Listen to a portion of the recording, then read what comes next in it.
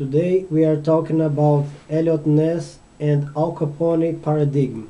The Untouchables movie is a 1987 crime drama based on the book The Untouchables. Stars Kevin Costner as Eliot Ness and Robert De Niro as gang leader Al Capone. It's all about Ness trying to bring Capone justice during the Prohibition. The Untouchables serves for us as a metaphorical sample of corrupted people trying to corrupt more people to join their nefast criminal efforts. For fighting against Capone and his gang, only the best cops, those guys here, could be assigned because most of police forces in Chicago was already corrupted by Capone's action. The group of Ness must head above any suspicion of being corrupted by Capone's intents, or else all the FBI efforts would be lost.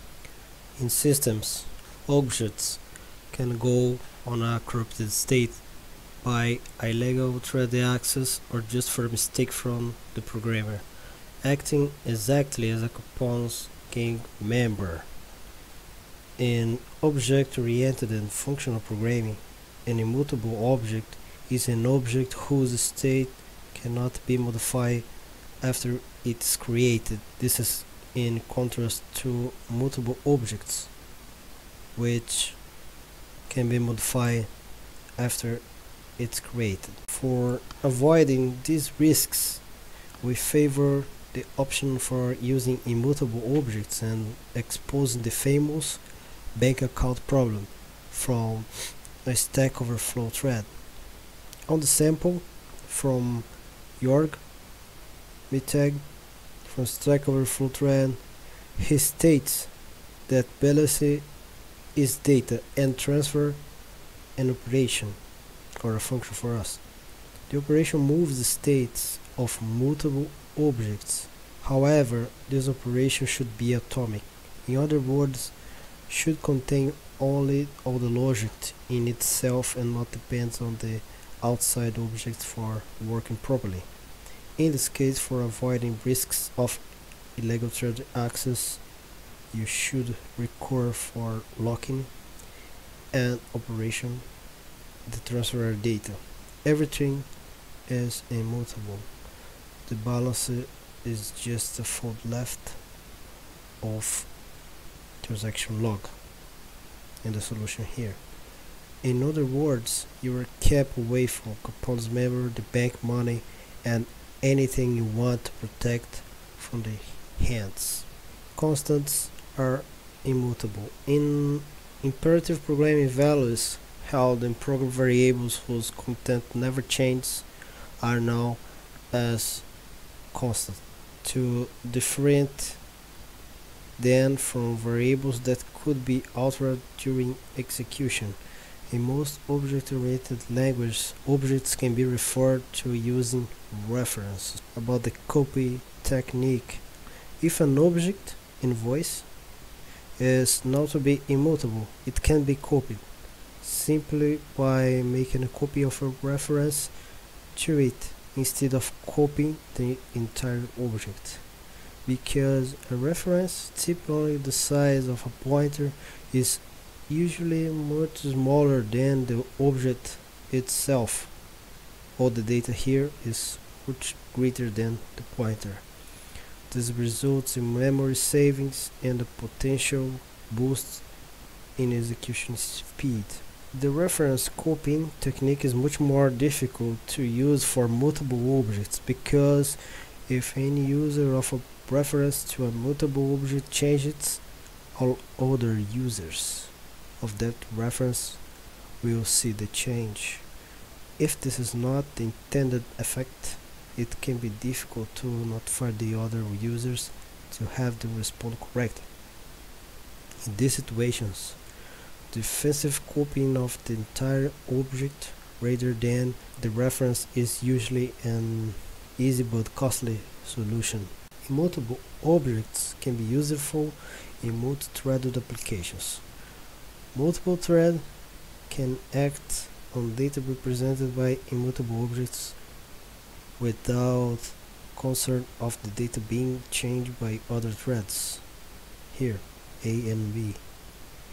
Immutable objects are therefore considered to be more thread-safe than mutable objects. In turning, the practice of always using reference in place of copies of equal objects is known as interning. If interning is used, two objects, in this case two strings, are considered equal if and only the reference, typically represented as integers, are equal. Some languages do this automatically. For example, Python automatically interns short strings if the algorithm that implements interning is guaranteed to do so in every case that is possible. Then comparing objects for equality is reduced to comparing the pointers, a substantial gain in speed in most applications. Even if the algorithm is not guaranteed to be comprehensive, there is still the possibility of a fast path case improvement when the objects are equal and use the same reference. So interning is generally only usable for immutable objects. Again, in this case of the sample in Java, it's 3 strings. First string contains 12, and we create a new string, and after we put a reference here pointing string 5 to string input substring 0 contains exactly the same reference to the first one, in this case here. So after we compare both strings with equal, so it's named interning. Some samples provided here. A classic example of immutable object is an instance of Java string s abc s2 lowercase. The method to lowercase will not change the data abc that s contains this object, the first reference. Instead, a new string object is instantiated and given the data abc lowercase during this construction. A reference to this string object is returned by the lowercase method. To make the string s contain the data abc, a different approach is needed. In this case, directly attribution. Here you are forcing. We can say that you are using brute force here because the object string in Java is immutable. The string is our best Elliott-Ness in Java. It can't be corrupted. And below here we have some provided case class in Scala. If we try do something like this, setting the name of the case class product, a compiler error will throw. In this case, reassign the value. You can't do that in Scala using casing class. Casing class is immutable.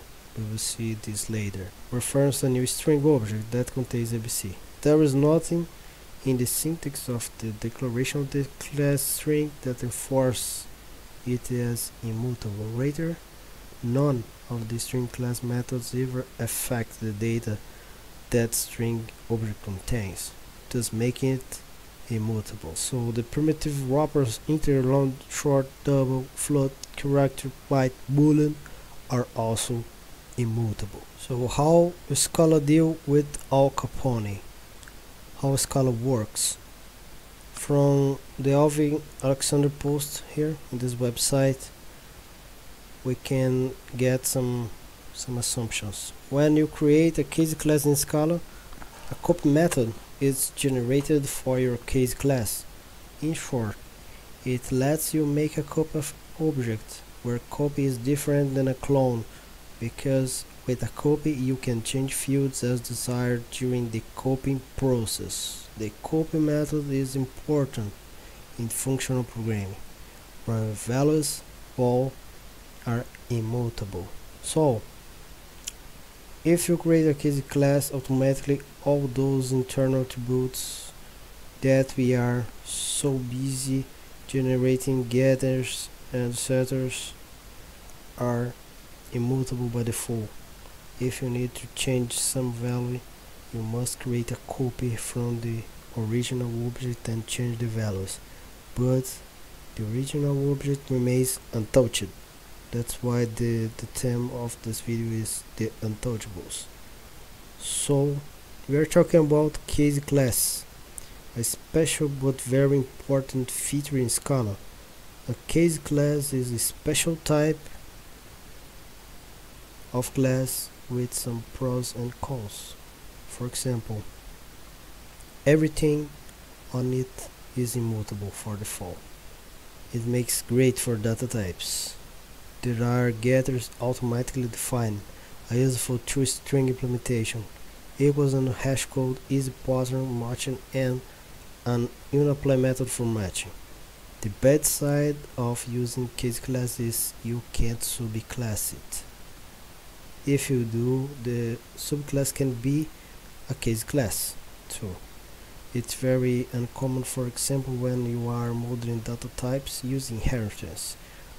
A data table in relational model is usually don't need to inherit anything from another table. You just need the foreign and primary keys. So Alcapone doesn't have any chance against case class immutable classes, any chance of being corrupted state. A very important topic here is vars versus val immutable state. From the sample provided here on the Stack Overflow thread, we can say that a val statement sets a value of an object that cannot be replaced.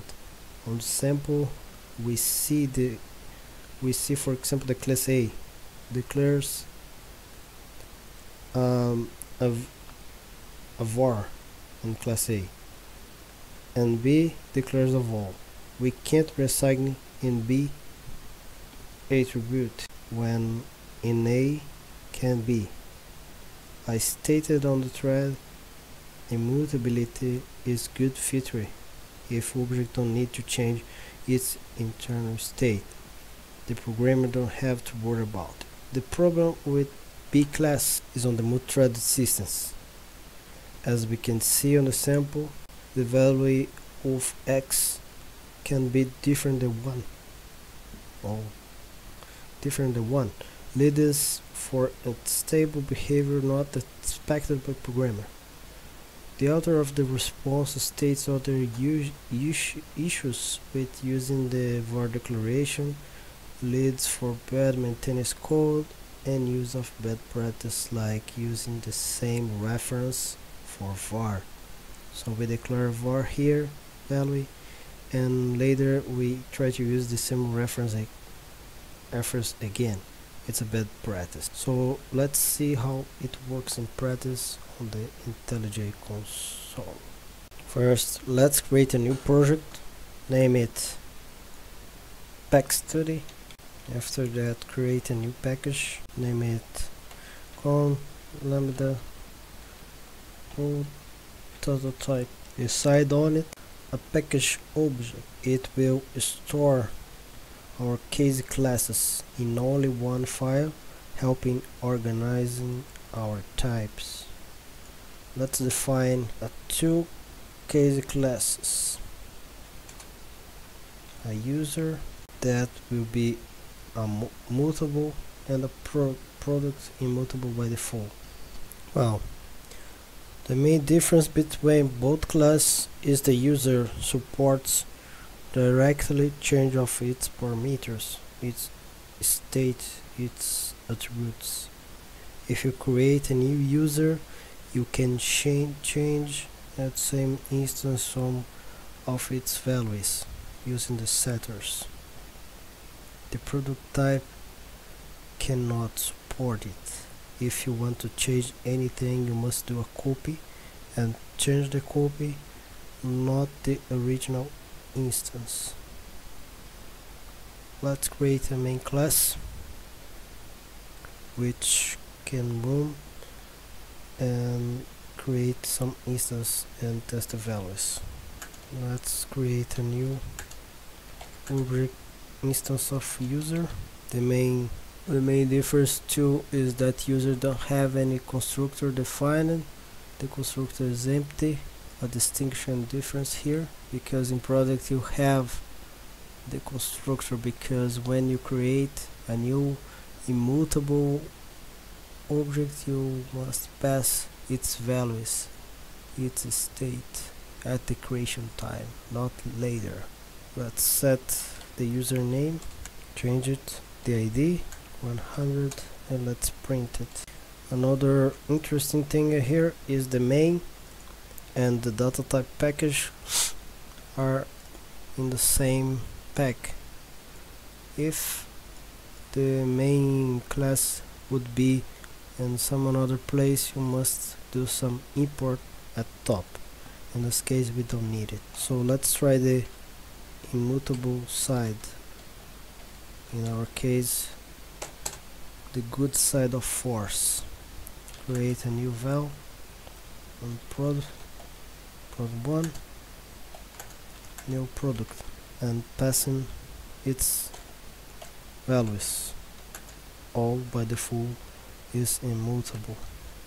You can change it and print it. Let's try to change. Let's try changing something in this object.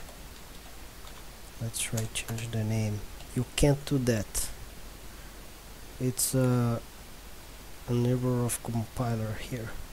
Reassignment to val. You can't do that. It's immutable. At compiler time you had an error. And how can I, for example, reusing this instance somehow? We occupy the copy function. Prod2 is prod1 copy. Here in the copy you can pass all the attributes needed. In fact, I want a new name, keeping the ID. So my prod2, and let's print it and see what happened. Here we can see the same ID but with different names. Well, resuming all this code, we create a new user, set the attribute name after set the ID to 100 and print the values for checking. After print, we change again the attribute name for second try and print it. We can see that the value was in fact changed at same reference. It's important. It's the same reference. So user is mutable. Now we can try something on the immutable side and create a new product. As stated before, product is 100% immutable, so we must pass the values at creation, not after. The original values of prod1 is keep, so we don't have bother with undesired access from another thread. If we try prod name something, try to change it, we get a compiler error because it's really immutable. Suppose that we need a copy of this object because it's much more simple than create another one. We use the copy method and pass only the different values from the original. We could be, for example, ID 99, and it was changed, but not changed the prod1. Here it can't be changed because it's immutable here. So here's the proof: prod1 can't be changed after creation. After that, we run the sample, check out that the original prod1 is untouched, so prod1 is untouchable, right? We can say that immutable objects in the Scala are the untouchables. They can't be corrupted by any bad guy. Just some final words of Joe Armstrong, State is the root of all evil. In particular, functions with side effects should be avoided. Joe is the creator of Erlang language. Its language has 40 years of Ericsson production with only 2 hours of downtime. From the old school Java programmers, these concepts can seem some awkward, but in fact are very important for functional programming. Check the further references provided on this video. Do some samples and you will fast understand the advances of this approach than those we are applying on the most object-oriented systems today. We don't need to create all objects in mutable state. Most of case, we don't have to stay on the side. For multi-threaded parallel systems and the complexity is much higher, but we can control it using some technology features and design patterns stated. Thanks for watching and see you later.